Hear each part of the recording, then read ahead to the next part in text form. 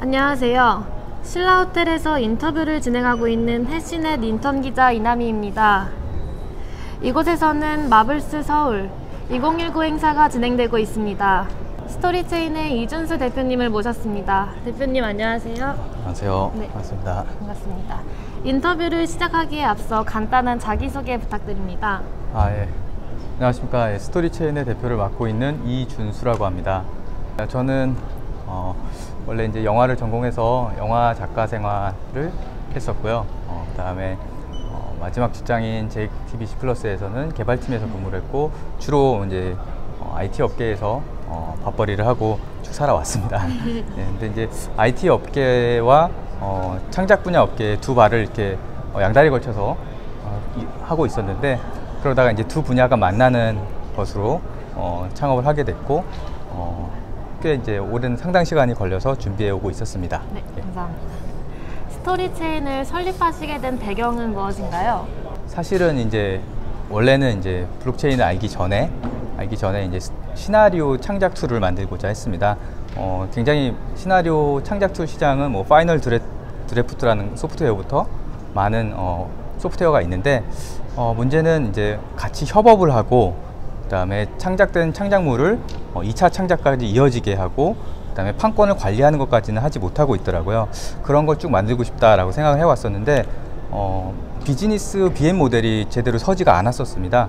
그래서 그러던 와중에 결정적인 계기는 이제 2000년도 초반에 선배 한 분이 이제 좀 작가님이셨는데 글을 쓰다가 임금을 체불되는 어떤 사건을 겪고 돌아가시게 되는 사건을 보게 되고 왜 많은 노동자들은 자신이 노력을 하는 거에 대해서 생산물이 팔리지 않아도 체불당하지 않고 임금을 받는데 글 쓰는 사람들은 왜 이렇게 체불을 많이 당할까? 그런 문제를 좀 풀고 싶어 갖고 그래서 이제 시작하게 됐죠. 그런데 그때까지 UI라든가 어떤 소프트웨어 기획까지는 다 돼 있었는데 비즈니스 모델이 잘 설립이 안 돼 있었어요. 근데 블록체인 책을 보고 나서 공부를 하고 나서 이제 그런 게 서서 드디어 이제 만들게 됐고 다행히 이제 저희 팀 빌딩된 결성된 이후로 많은 이제 대회에 나가서 상을 받게 돼서 네. 쭉 이렇게 오게 됐습니다. 그렇다면 스토리체인은 어떤 플랫폼인지 설명 부탁드립니다.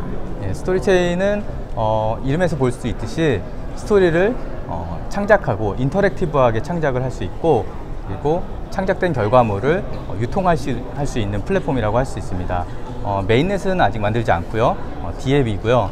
D앱 프로젝트로서 작가가 드라마 대본, 영화 대본, 그다음에 웹툰 대본, 그다음에 이제 뭐 간단한 자신의 일상의 이야기까지 기승전결이 있는 뭐 조금 어려운 말로는 내러티브라고 하는 거를 만들 수 있는 것입니다. 그 창작하는 과정이 일종의 채굴 효과가 나는 게 있고요. 그런 다음에 그렇게 만들어진 누적 기여도를 통해서 기여도 기준으로 미래 수익을 나눌 수 있게끔 해주는 솔루션이라고 할 수 있습니다. 네. 현재 저작권 및 유통에 관련된 플랫폼들이 많이 있는데요. 스토리체인만의 특별한 강점이 있다면 무엇인지 설명 부탁드립니다. 스토리체인 프로젝트는 이제 주식회사 스포워크이라는 회사에서 만들고 있는데요. 회사 이름이 이제 스페셜하게 코워킹한다 이 뜻이에요. 여기에 담겨 있는 철학에서 볼 수 있듯이 함께 협업한다.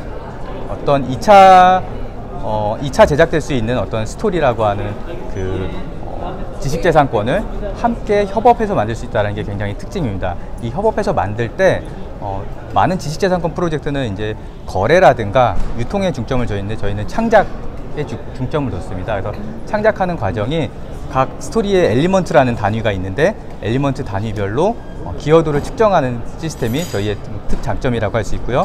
그 다음에 가장 큰 문제는 이 산업에서는 많은 사람들이 비밀 유지, 아이디어 보호 때문에 온라인으로 거래 계약을 하지 않습니다. 대부분 오프라인에서 거래 계약을 하는데요. 이 때문에 굉장히 큰 시장임에도 불구하고 여태까지 어떤 이커머스 시장으로 들어오지 못했습니다. 그래서 이거를 온라인으로 들어오게끔 하려면 제우선 돼야 되는 게 아이디어를 보호하는 게 중요합니다. 보호한다는 거는 NDA 계약을 맺거나 예치금을 걸고 약속을 한다는 건데요. 그걸 저희는 가리켜서 스마트 NDA라고 합니다. 스마트 NDA와 그다음에 기여도 측정하는 것, 창작 과정에서 기여도를 측정해서 이 지식재산권이 어떤 과정을 통해서 이렇게 채산성이 있게 만들어졌는가 그게 하는 게 저희가 특징이자 장점이라고 할 수 있습니다. 네, 설명 감사드립니다. 스토리 체인은 스토리 원문 텍스트 데이터는 저장하지 않는다고 하는데요. 그렇다면 스토리 도용 문제, 아이디어 표절과 같은 문제에 대한 보완 대책은 무엇이 있을까요? 네. 스토리의 원문을 블록체인에다가 다 넣어서 통째로 저장하는 건 아닙니다. 중앙 서버에 저장을 하고 주요한 이제 위변조되지 말아야 하는 데이터들이 있습니다. 창작 과정의 데이터와 그다음에 독자들이 기여하는 것, 그다음에 프로듀서가 기여하는 기여 데이터를 블록체인에 올려서 그거를 입증 가능하게 볼 수 있게끔 저장을 합니다. 그러면은 원문은 저장할 필요가 없는 게 서로 이제 링크 값으로 연결을 해갖고 이어주게 보게 합니다. 하지만 나중에 완벽한 초반에는 이제 덜 중앙화되어 있지만 완벽하게 중앙화되어 있을 때는 역시 스토리 원문까지 블록체인은 아니라고 하더라도 분산 스토리지에 저장할 계획을 갖고 있습니다. 그리고 보호된다라는 건 사실 블록체인 그 자체는 어떤 거를 원천적으로 막을 수 원천적으로 저작권 방지를 사전에 예방하는 기술은 아니라고 저는 생각합니다. 이렇게 예를 들어 보겠습니다. 롤렉스 시계를 갖고 계세요. 그런데 그 시계가 어느 날 누군가 잊어버렸어요. 잊어버렸을 때 근데 시계의 그 보증서는 갖고 계신 거예요. 보증서를 갖고 있는 사람이 주인일까요? 아니면 그거를 누가 잃어버린 걸 주는 사람이 주인일까요? 이렇게 애매한 문제지만 그러네요. 법적으로 입증을 할 때는 보증서를 갖고 있는 사람이 주인이겠죠. 네. 그렇듯이 잊어버리는 것까지 사전에 방지할 수 없습니다. 이걸 다시 비유가 아니라 본론으로 돌아와서 스토리 원문을 누가 카메라로 찍는다든가 이거를 뭐 캡처해서 가져가는 것까지 막을 수 있는 게 아니죠. 중요한 거는 입증을 잘할 수 있게끔 분쟁이 터졌을 때 입증을 잘할 수 있게끔 저장하는 거죠. 특허라든가 상표권은 등록주의를 해갖고 등록을 먼저 등록한 사람이 이기겠죠. 근데 저작권은 저작할 당시에 어떻게 누가 먼저 저작했느냐가 중요합니다. 그런데 이거는 등록주의가 아니고 입증을 해야 되는 문제이기 때문에 작가들 개인의 노력 여하에 따라 달라집니다. 그 책임이 온전히 작가에게 갑니다. 그거를 조금 더 이제 입증을 쉽게 하기 위해서 저장한다는 거고, 입증을 쉽게 할 수 있다라고 하면은 결론적으로 돌아서 저작권이 보호된다 라고 해서 도용이 방지된다 라고 할 수 있는 것이라고 같습니다. 사전에 완전 방지된다는 거는 조금 그렇게 너무 환상적으로 생각하면 안 되는 것 같습니다. 예. 네. 스토리체인은 앞으로 어떤 계획을 가지고 계신가요? 예. 저희가 이제 뭐 거의 팀 결성 후 자금 조달 없이 자체 자금으로 쭉 운영해 왔고요. 그러다가 이제 조금씩 이제 엔젤분 투자자가 들어오고 있고, 그래서 조금씩 이제 MVP가 지금 나왔고, 이제 상반기에는 이제 알파 서비스를 이제 런치하려고 하고 있고요. 알파 서비스가 한 1년 운영된 다음에 베타로 가려고 합니다. 지금 쓰고 있는 체인은 그 람다 이오륙의 루니버스 체인을 써서 거기에 DAV로 올릴 예정을 하고 있고요. 그렇게 해서 쭉 나가고, 그다음에 창작 위주로 중심으로 가려고 합니다. 왜냐하면 창작이 잘 입증되게끔 저장이 돼야지 거래할 때 사는 사람이 뭐 작가들에게 후려쳐서 사는 그런 일이 없게 되겠죠. 네. 그게 저희가 철학이기 때문에 창작 위주로 먼저 하고 그래 차근차근 가려고 합니다. 네. 그럼 마지막 질문 드리겠습니다. 우리나라가 세계 블록체인 시장의 리더로 나아가기 위해서 지향해야 할 방향이 있다면 한 말씀 부탁드립니다.